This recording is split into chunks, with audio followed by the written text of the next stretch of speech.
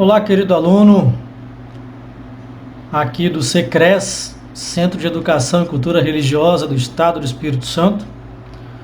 Eu, seu professor Gilberto Souza, estamos aqui para mais um encontro, nesse trabalho voluntário que o Eterno colocou no meu coração e eu aceitei o desafio. Estamos aqui para a terceira aula desse curso de introdução para jovens pregadores, Na terceira aula, nós vamos falar aqui no tópico 5 do nosso material didático, que eu já disponibilizei para vocês aqui na nossa sala de aula virtual. E o tema de hoje, o tema desta videoaula é a estrutura da pregação. Ou seja, até agora eu dei conselhos, falei algumas coisas sobre comportamento, sobre a forma de o pregador se preparar para chegar até o momento da preparação da pregação.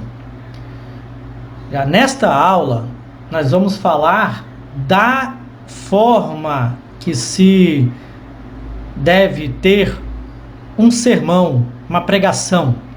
Por isso aqui, tópico 5, a estrutura da pregação. Então agora, a partir desse momento, a gente vai falar propriamente dito da mensagem, como preparar essa mensagem, ok? Preparar um sermão. Toda a pregação, com esboço ou não, deve ser dividida basicamente em 4 partes. Ou seja, independente se você vai fazer um rascunho, um esboço ou não, tenha essa regra na sua mente. Isso aqui é uma regra básica para um pregador eficaz, um pregador que vai pregar e as pessoas vão admirá-lo, vão querer ouvi-lo novamente, se ele executar tudo direitinho. Claro, cheio da unção do Senhor, cheio da inspiração pela palavra do Senhor, E mais essas técnicas básicas aqui, Com esboço ou não, a sua pregação, sua mensagem deve ser dividida basicamente em 4 partes. Vamos ver quais são elas. Primeiro, um título. Lembra que na primeira aula eu falei com vocês sobre o título? É necessário que você tenha em mente. Hoje nós temos aí uma regra de homilética que, se não me falha a memória, se eu não estiver desinformado, parece que foi agora determinado pelos teólogos que o pregador não deve citar o tema da mensagem. Se tornou antiético agora, nos tempos aí.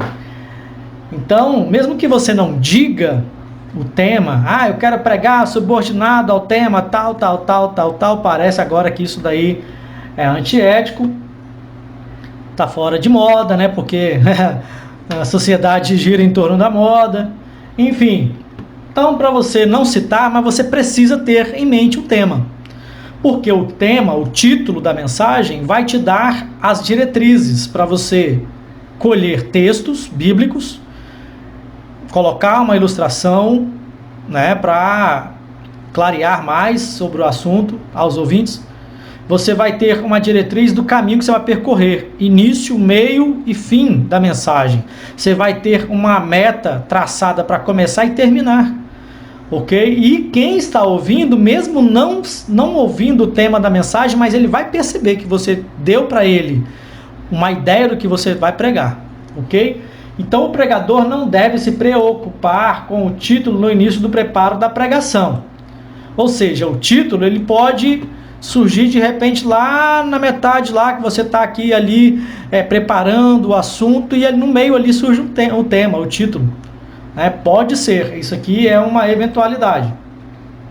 O pregador não se deve preocupar única e exclusivamente com o título no início do preparo da pregação.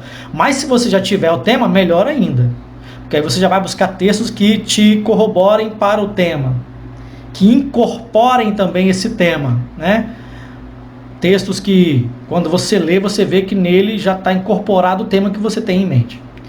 pois geralmente o título, assim como a introdução, poderá ser um dos últimos itens a ser preparados. Talvez. Isso não é regra. Isso daqui são casualidades. Pode ser que sim, pode ser que não. Eu, particularmente, gosto muito de mensagem com títulos, né, o sermão temático. Então eu pego o tema, automaticamente eu olho os textos e quando eu vou escrever o sermão, eu já coloco logo a introdução, eu já sei qual é a introdução.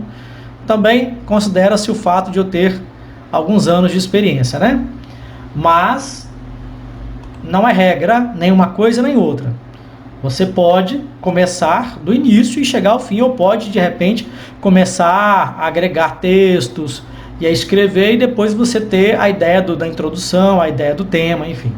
Características do título. Vamos falar só sobre o título agora. Características do título de uma pregação, de um sermão, de um estudo, enfim. O título deve ser interessante e atraente, a fim de despertar a atenção dos ouvintes. Ó, muito importante isso aqui. Para ser interessante, ele deve relacionar-se com as necessidades das pessoas que ouvem a pregação. O que o escritor aqui está querendo dizer? Ele está querendo dizer que o título deve ser um título atraente, e ele é atraente quando? Quando ele chama a atenção das pessoas. Quando ele fala de coisas pelas quais as pessoas têm interesse em aprender, em ouvir, em entender, enfim, ok? Então o título deve ser baseado nessa ideia. Letra B. O título deve exprimir, ele deve expor o pensamento principal, a ideia principal da pregação, ok? O tema principal da pregação, ok? Letra C. O título deve ser decente e digno. Aqui eu não vou falar só do título não, já que, vamos pegar esse gancho aqui, eu já vou logo expor aqui um conceito meu e de mais alguns grandes pregadores no Brasil e no mundo, mas que muitos outros pregadores ignoram esse conceito. É o conceito de que não brincar. Não fazer brincadeiras sem graças, indecentes, indignas, nem com o título, nem com a mensagem, de maneira nenhuma. Quem já me viu pregando, dando estudo, essas coisas, sabe que eu falo de uma forma muito séria. Alguns cobram até isso. Gilberto, você é muito sério, muito passa uma ideia de muita seriedade, você não sorri, você não brinca. É claro, irmão, eu não fui chamado para ser palhaço, eu fui chamado para ser pregador do Evangelho. E o Evangelho é coisa séria, não é comédia. Se eu quisesse ser comediante, eu ia para a televisão, trabalhar de comediante. Pregador do Evangelho não é comediante e muito menos animador de plateia. Você quer aprender comigo? Aprenda da forma que eu penso, que eu aprendi. Se quiser me chamar de ortodoxo, para mim não tem problema quanto a isso. Se quiser me chamar de antiquado também, de antigo, para mim não tem problema. Eu sei que eu estou falando para jovens da atualidade, que tem uma forma um pouco diferente de pensar, mas o Evangelho é o Evangelho. Não tem nada a ver com a atualidade. Ele não tem nada a ver com a adequação à atualidade pervertida, corrompida, contaminada pela maldade, pela perversidade, pelo pecado, não. O Evangelho, ele veio como sal para tirar essa podridão do mundo que vive em carne podre, fedendo nas arenas do eterno. Então, o título deve ser decente e digno. Não só o título, acrescento logo, a mensagem toda em si deve ser pregada com seriedade, sem chacota, sem brincadeira, sem chocarrices, como diz a Bíblia, né? Brincadeiras exageradas, na verdade, brincadeira nenhuma.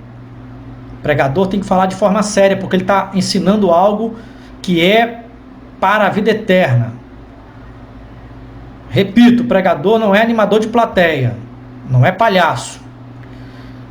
Eu disse na primeira aula e repito, esse talvez seja o trabalho mais importante do universo, o trabalho que o pregador tem de transmitir as boas novas de salvação a uma humanidade, uma sociedade pervertida, corrompida, que está caminhando para o abismo.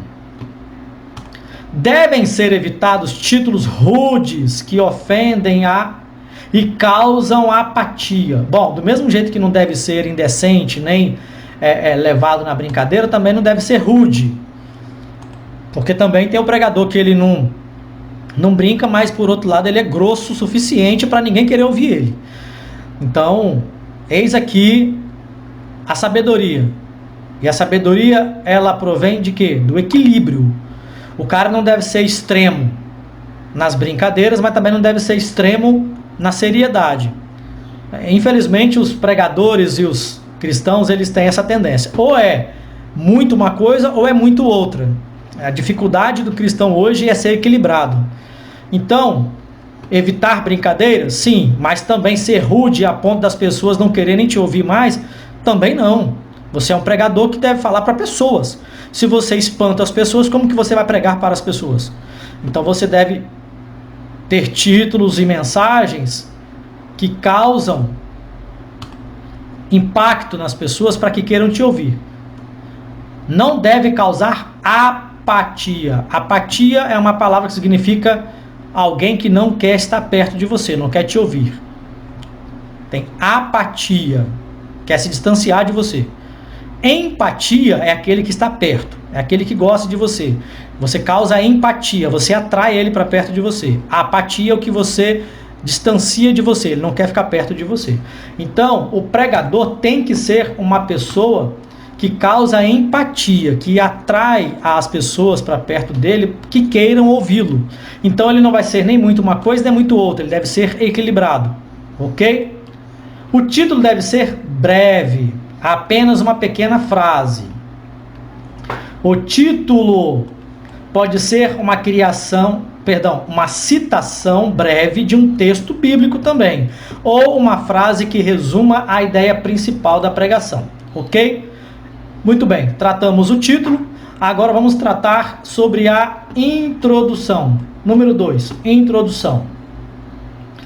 É a parte inicial da mensagem, pela qual o pregador procura conduzir a mente dos ouvintes para o tema da sua mensagem, ok? A introdução, ela vai trazer um início que vai praticamente resumir quase todo o assunto da pregação, para as pessoas já entenderem. Aí depois você vai dissecar os pontos principais. Mas a introdução é uma forma breve de mostrar para o público aonde você quer chegar, né?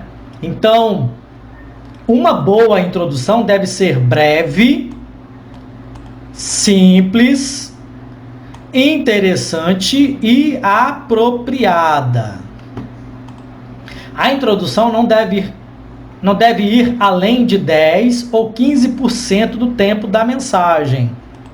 Normalmente o pregador sabe de quanto tempo dispõe. Exemplo, se você tem meia hora para pregar, então de 5 a 8 minutos no máximo deve durar a sua introdução. O restante do tempo você vai dividir as outras 2 ou 3 partes da mensagem para chegar no resumo para encerrar. Ok?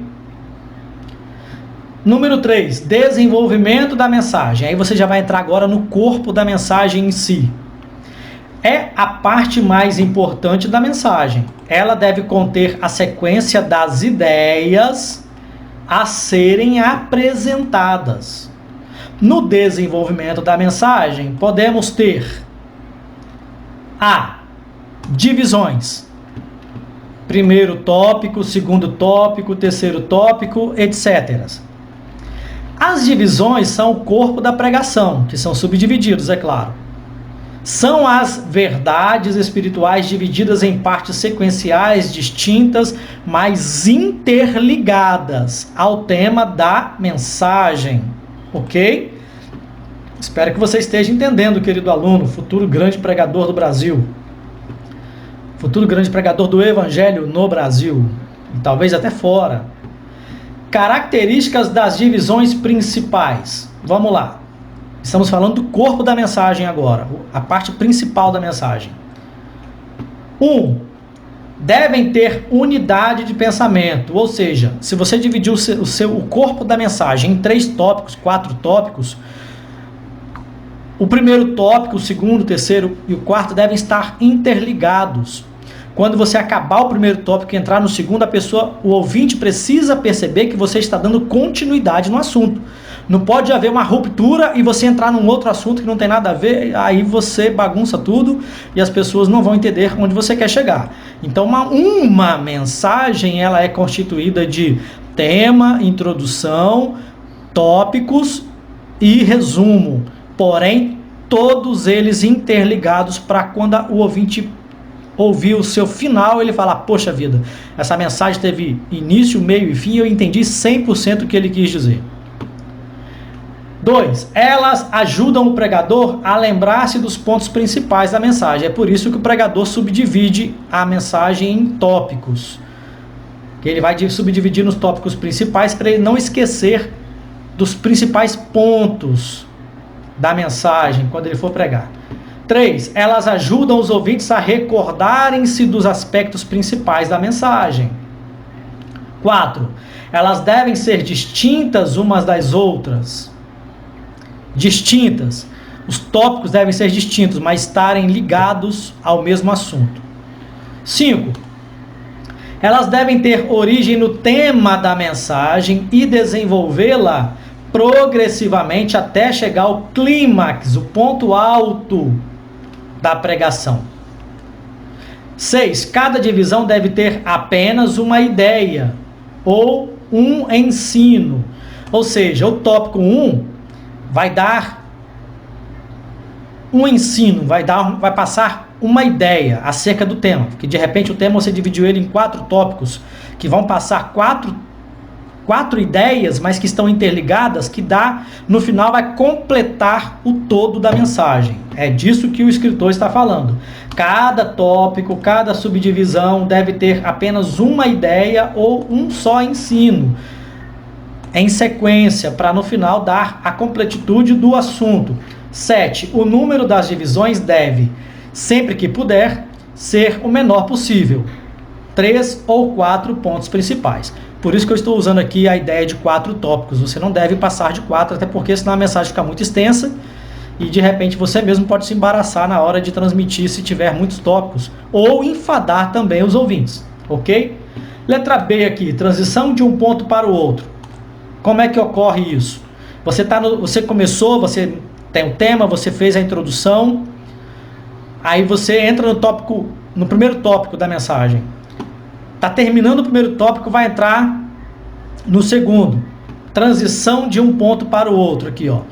Deve ser progressivo até ao clímax, até o ponto alto da pregação. Deve-se evitar o excesso de floreios, de rodeios, de conversa fiada, entre aspas. O escritor aqui está pegando pesado, né? Pois é, mas é isso mesmo. Pois dispersa a atenção dos ouvintes da ideia principal. Ou seja, resumindo tudo que eu tenho falado até agora, o pregador tem que ser objetivo. Ok?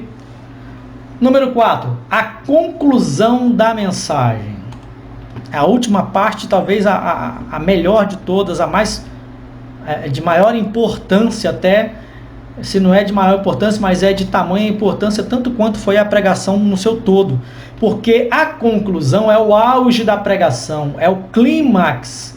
É nela que o pregador vai elevar os ouvintes à compreensão plena da mensagem em si.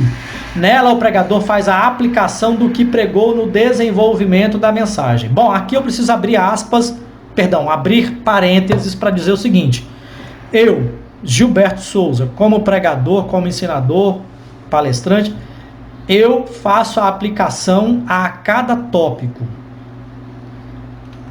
Até mesmo na introdução. Eu começo uma introdução, já tem alguma coisa para falar, alguma coisa, e eu já vou fazendo a aplicação para a vida do ouvinte. Quando eu termino a mensagem, ele já ouviu todos os tópicos, já entendeu, já aplicou cada tópico, e eu já encerro na conclusão, sem precisar fazer muitas aplicações, porque eu já vou falando dos tópicos e já fazendo a aplicação junto a ele. Mas o escritor aqui está dizendo que é uma regra básica, né? Todo teólogo ensina isso, que o auge da pregação é a conclusão. Nela, o pregador faz a aplicação geral do que pregou no desenvolvimento da mensagem. Muito bem. Na conclusão, o pregador, pelo poder do Espírito o Santo, do Ruach HaKodesh, deve chegar ao seu alvo, que é atingir seus ouvintes e persuadi-los a praticarem e aplicarem às suas vidas a mensagem que ouviram. É a parte da pregação onde tudo o que foi dito anteriormente é reafirmado com mais intensidade e vigor, a fim de produzir maior impacto nos ouvintes. Sem uma boa conclusão, o que foi dito pode perder o brilho. Uma conclusão pode ser feita através de, letra A, recapitulação. É recapitular os pontos, só as partes principais dos tópicos.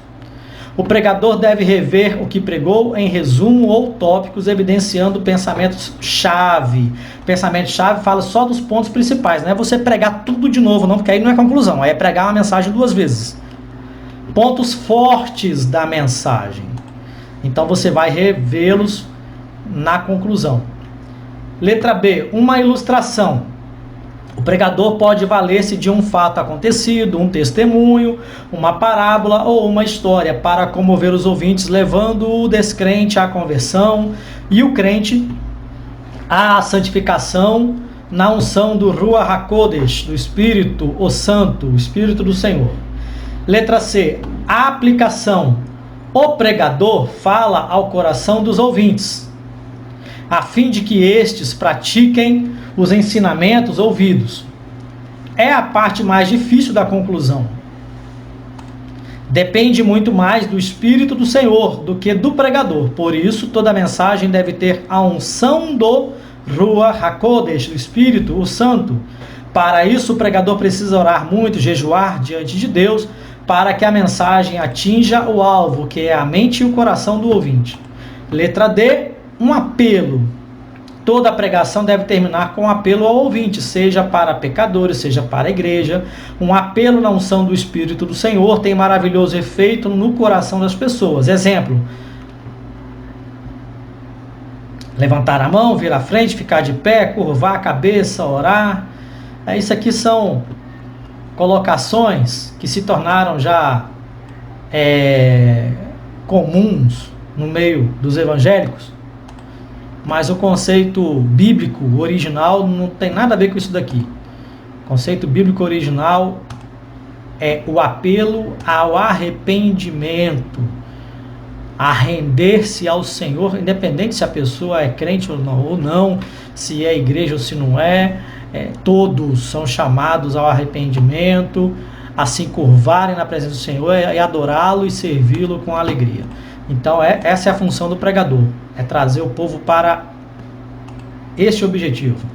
A conclusão deve ser breve e simples e com palavras adequadas, não dispersando do objetivo de toda a pregação. Queridos, agora eu quero mostrar para vocês um exemplo de pregação. Para isso eu vou abrir aqui uma imagem de uma mensagem minha. É uma pregação minha. Eis aqui.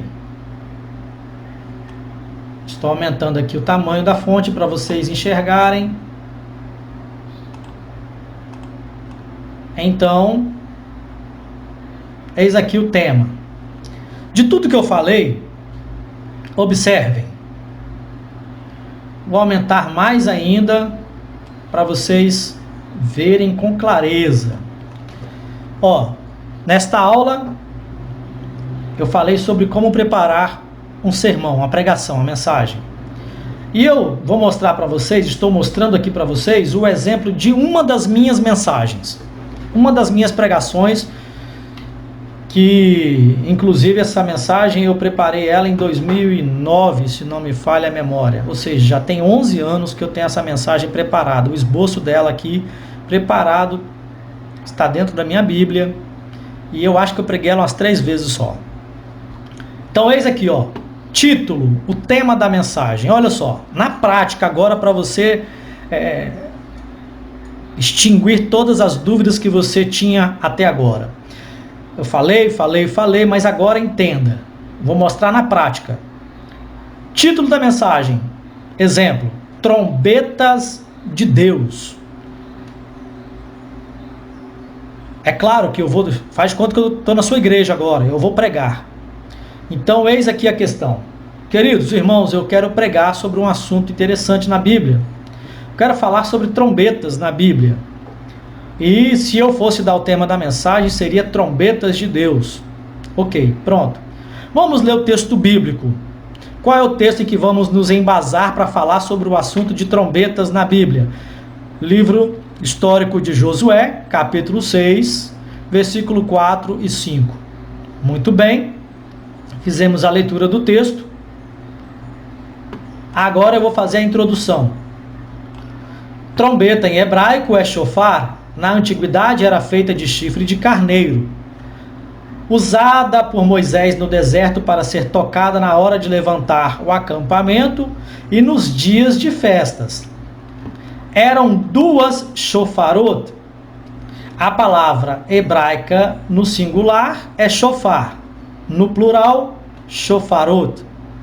Só que essas 2 que Moisés usava eram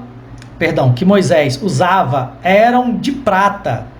As 2 shofarot eram de prata, com aproximadamente 45 centímetros de tamanho cada. Trombeta, em linguagem simbólica, significa a voz de Deus. Olha só, futuro pregador, perceba. Eu já estou falando de coisas aqui que exigem estudo e conhecimento. Muita gente na Bíblia não sabe disso, então eu estudei para poder saber que trombeta, em linguagem simbólica, biblicamente falando, representa ou significa a voz de Deus. E eu preciso provar também isso aqui dentro da minha mensagem. Então, eis aí, trombeta, em linguagem simbólica, significa a voz de Deus, que sempre vem para anunciar coisas. No geral, juízo. No caso de Jericó, que é o texto de Josué capítulo 6, as 7 trombetas dos sacerdotes representavam o juízo divino que estava chegando para Jericó. Ou seja, olha aí, eu já estou provando o que eu acabei de falar, que na Bíblia, linguagem simbólica, trombeta representa a voz de Deus.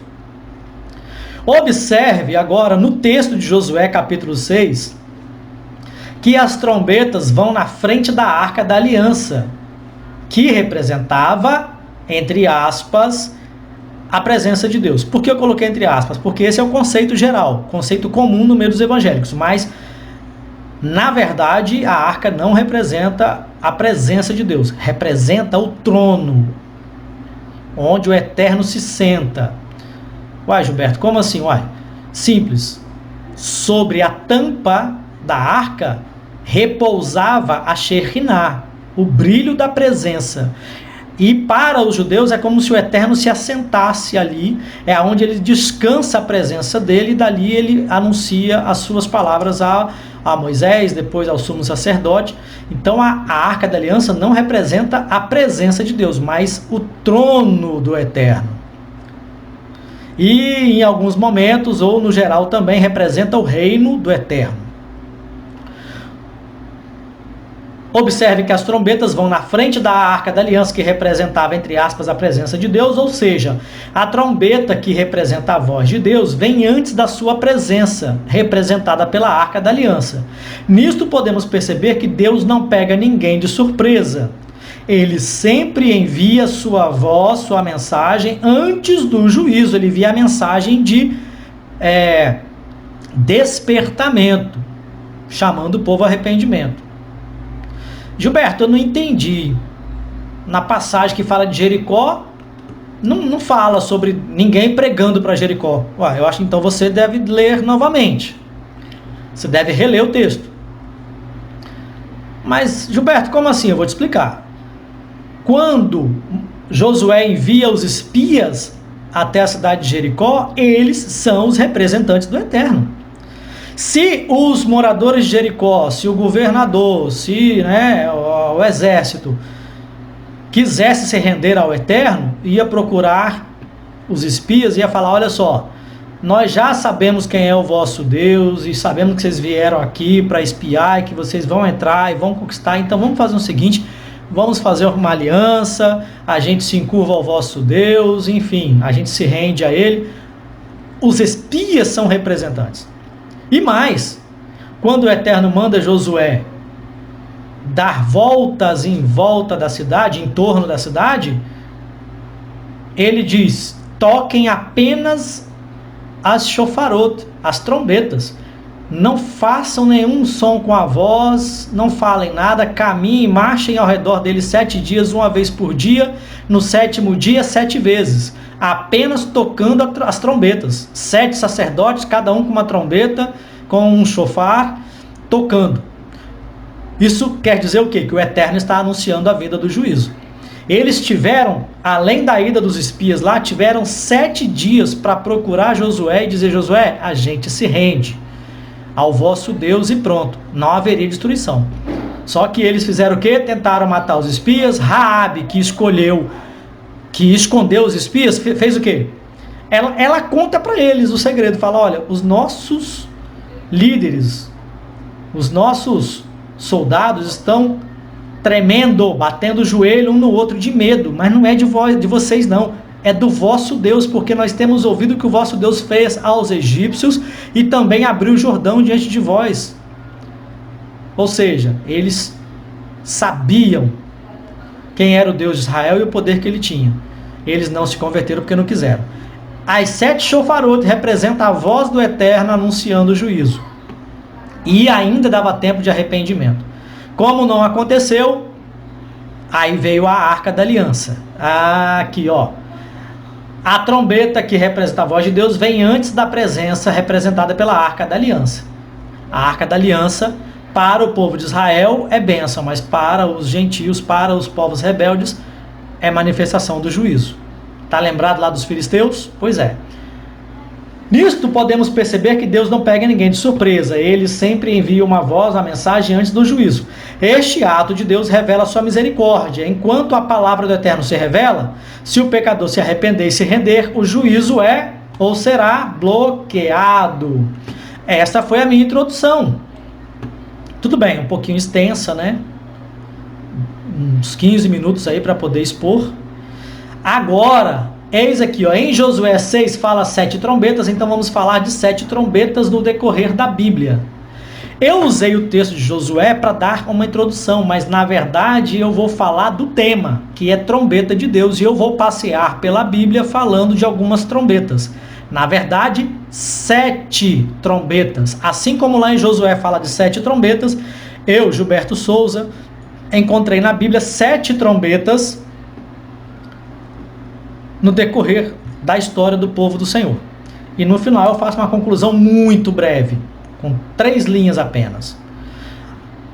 Primeiro tópico, eu vou falar da trombeta do alvorecer. E eu dei nome para elas. E como foi que eu dei o título dessa trombeta? Usando a técnica que o nosso professor aqui do material didático nos ensinou. Estudando o texto, você consegue extrair um tema se você quiser. Quando eu estudei sobre essa trombeta aqui de Êxodo 19, versículo 10 a 16, eu consegui enxergar nele um tema: trombeta do alvorecer.